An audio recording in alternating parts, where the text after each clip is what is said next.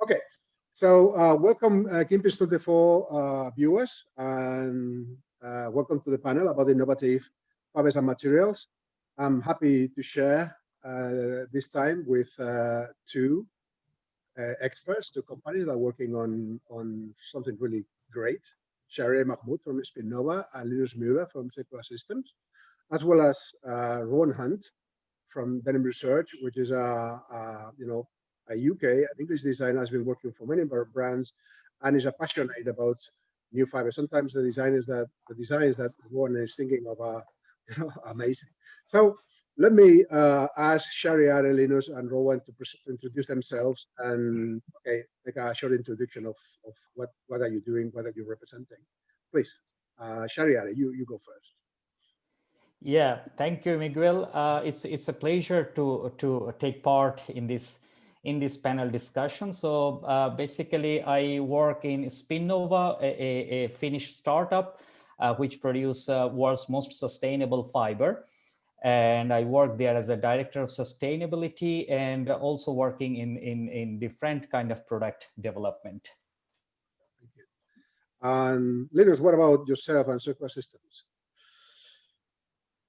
Hi, everyone else. So I've been working with Circular Systems since the founding of the company. It's an American startup with offices around the world. I'm here in Amsterdam, so normally I attend Kingpins here locally. And my role is the head of intellectual property and research and development for Circular Systems. And the key product platform that I think we'll mainly be referencing today is AgriLoop, which is a biofiber, which is focused on creating a positive impact. So moving beyond sustainability in a way and trying to do more good and not just less bad. So I'm sure we'll have fun exploring that a little bit in the talk. And Rowan, tell us something about yourself. I'm Rowan. I've worked on the high street for the last 15 years, I'd say, in the UK, across all multiple brands. Worked as a developer most of the time. And then I've kind of transitioned into more of a consultant base. So looking at factories, fibers, everything involved in the denim industry, really. So, and recently doing a lot of research into new fibers and new innovations, new ideas, new thinking, new ways of looking at it. And then waste. You look at what we can do, what we can improve bit by bit, really. And that's a quick summary. So that's great. So let's start with the questions. Maybe Shahriar, I can ask you, something about, what kind of problems, what kind of issues are innovative materials intending to solve? Why new materials are important in the industry these days? Yes, thank you. So I think we all know that the textile industry is responsible for the huge amount of environmental impact created, and largely the resource depletion, the waste generation, the pollution, and so on. And we also know that the industry consumes a considerable amount of let's say water, energy for the different kind of processings in different stages. And also to mention that it is one of the largest contributor for the global warming. We shouldn't also forget the microplastic pollution thing. That is why I think we come up with a solution to produce a textile fiber in a very, very unique way, literally without impacting the environment and the use of least possible resource.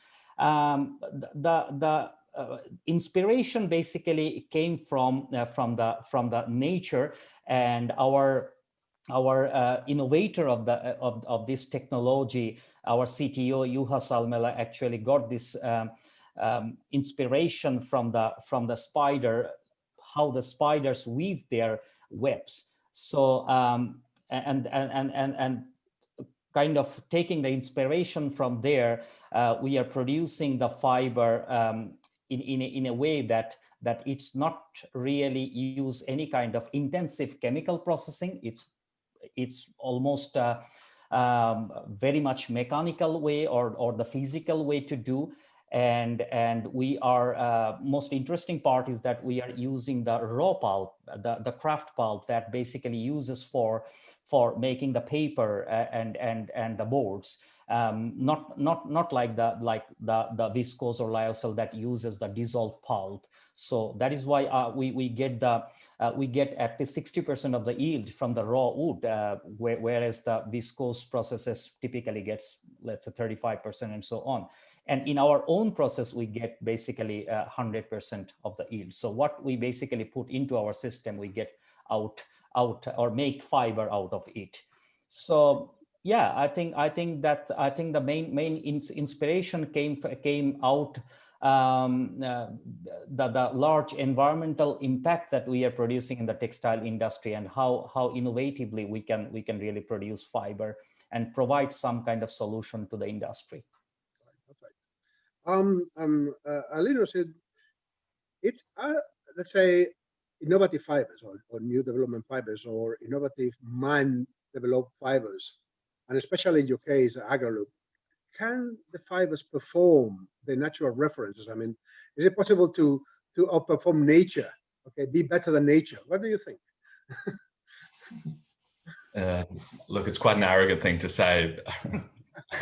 But maybe, probably, I would tend to say yes, and the reason for that is nature has sort of created quite a nice little selection of systems, of natural phenomena, and we now have the honor of sort of connecting these existing systems and sort of combining them and leveraging the advantages and sort of minimizing the disadvantages. So what we do with Agraloop, for example, is we use existing agricultural farming, existing agricultural systems that anyway produce waste, and then take this waste, and also in primarily a mechanical process.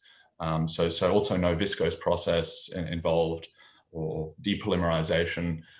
We then create a fiber out of this product, and so the exciting thing is, not only do you have this existing waste source that's being created, but quite typically it's being created in communities which are disadvantaged, which have a limited source of income or a single source of income, i.e. the crop that they're growing, and then they just have this huge amount of waste. And so you have this waste production system, but then you can also have this social system that you integrate together with this. And so by sort of taking a bit of a step back, we managed to not only transform waste into a valuable fiber in this case, but also empower the communities by paying them for something that they would otherwise typically burn, or in some cases leave to rot. And so back to sort of the question, can they outperform?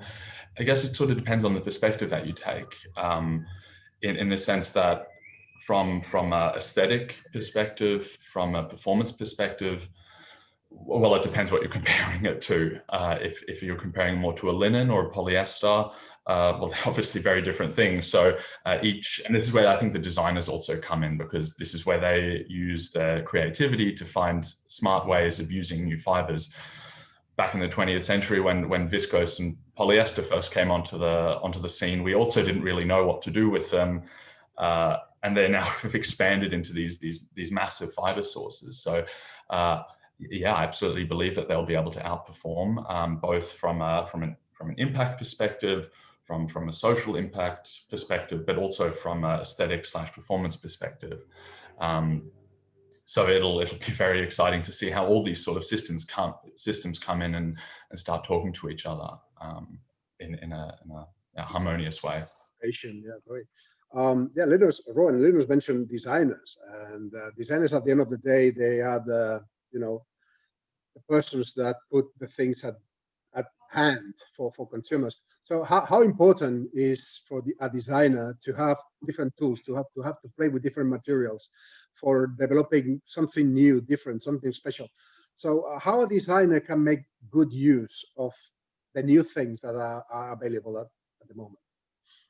I think that the main thing is education. So if we understand what the fiber is and why is it better, like, we will look at, Miguel and me have talked about nettles, long fibers and different things, and like, these are great, but then how do they perform? So if you're trying to squeeze a box, you've got you've got cotton, you've got denim, and this is what it is. And you try to squeeze it into this box. Like Tencel, for instance, in men's, it's really hard to introduce Tencel into men's because of what it's for. But for tops, for women's, for dresses, for women's, it's perfect.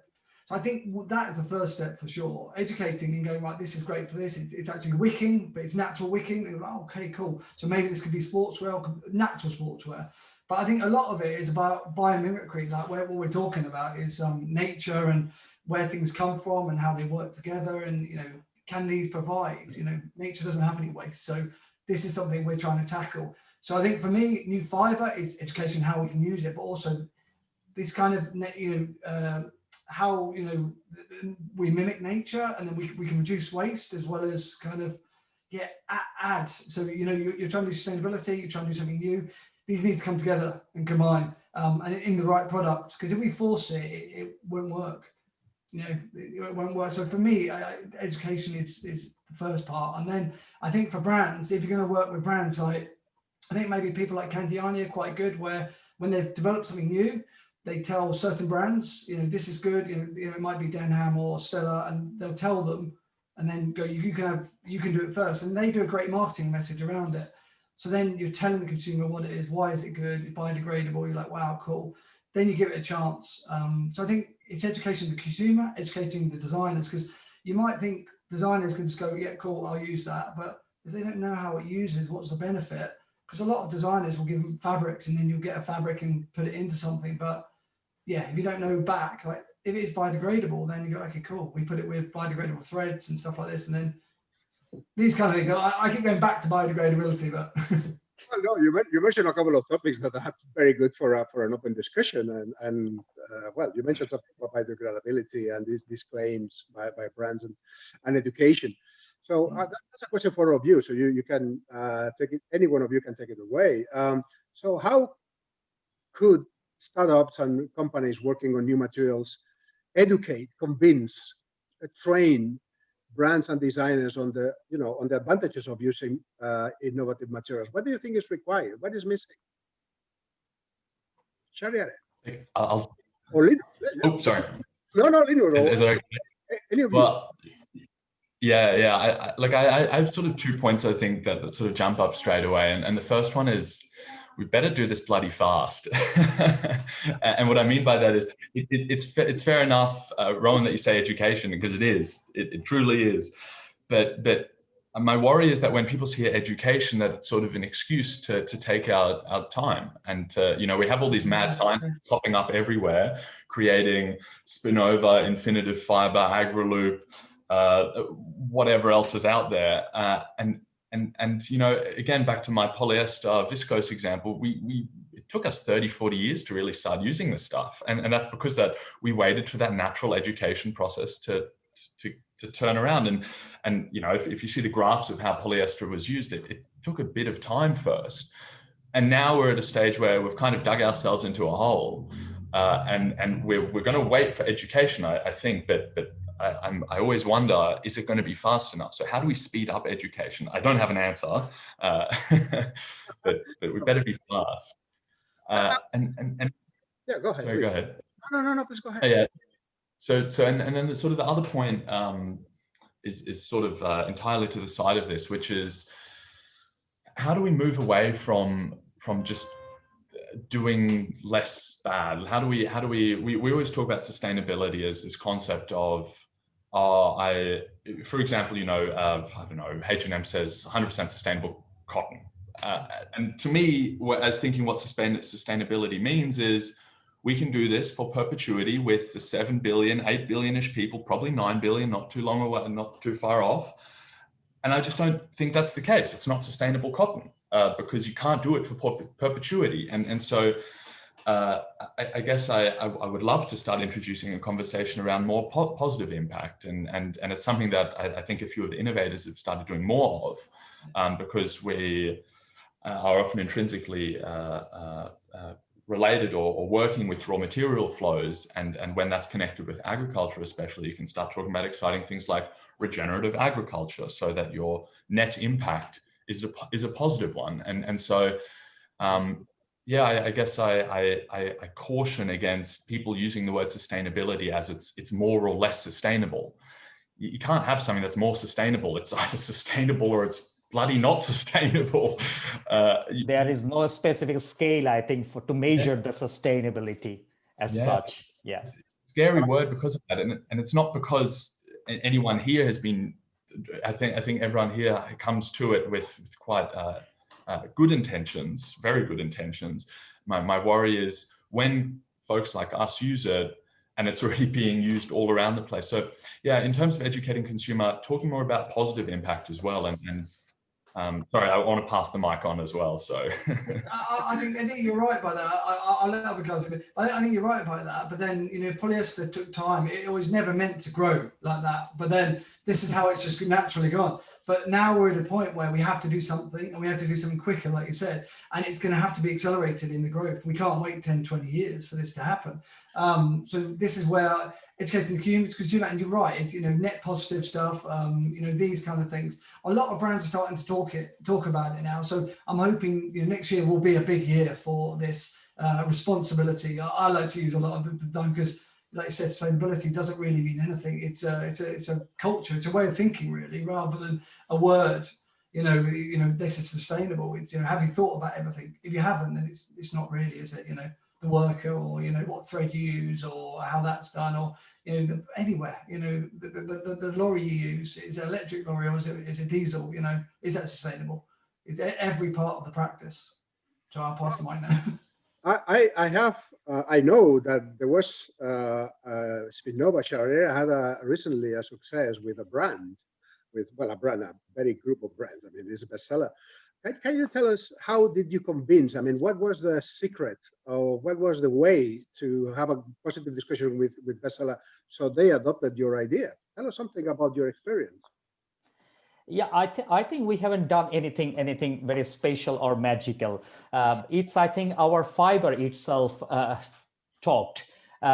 So I think the main driving force here is that the fiber itself is very much usable in the conventional textiles. It can be treated in a very conventional way, like dyeing and printing or finishing. This all can be done through the very conventional equipment. Okay. And the methods. So it's very much applicable. I must mention here that we are still working on our fiber. We are fine tuning it to get there where we want to reach. But definitely we have got a huge interest from many different global brands. And the reason is that I think that it is applicable in typical textile, like for example denim. We have been able to produce nice denim, and we have been doing the very basic denim treatment, like the bio washing or other kind of treatment like ozone washing, laser treatment, so-called sustainable way of producing the denim. So all those were very much, I think applicable for our material. This is gone for denim, but I think for other applications also we have been doing very nicely. Yeah. We have time for one last question for all of you, or maybe we can make a final statement. And we always want to know, or we want to have the end consumer. You know, end consumer is at the end of the day our customer. I mean, any company in this business work for the end consumer. So can you tell us something about how the end consumers perceive new materials? Are they aware? I mean, we spoke about the brands, okay, but the consumers, they seem to not realize what's going on, right? What do you think? Just make a short statement of what you think about. Rowan, yourself. Yeah. End consumer is a hard thing, because as much as everyone, you know, a whole generation on climate change and rebellion and stuff like this, these are the guys that need to be buying what the new things are. But then, you know, education everywhere through to the end consumer. Why it's special, and that's where I think needs the effort to be put in, because adoption takes a long time. And you got early adopters which are small, and it's the late late adopters, middle market, that these are the guys that we need to hit. It's the middle-aged people that need to buy, because the volume part of it. I don't know if I've answered your question. I've just talked a lot around, it is telling them why is it good. And I think people are coming around and hearing things and wondering why people are rebelling and wondering why people are talking about climate change and things going on. So it will come.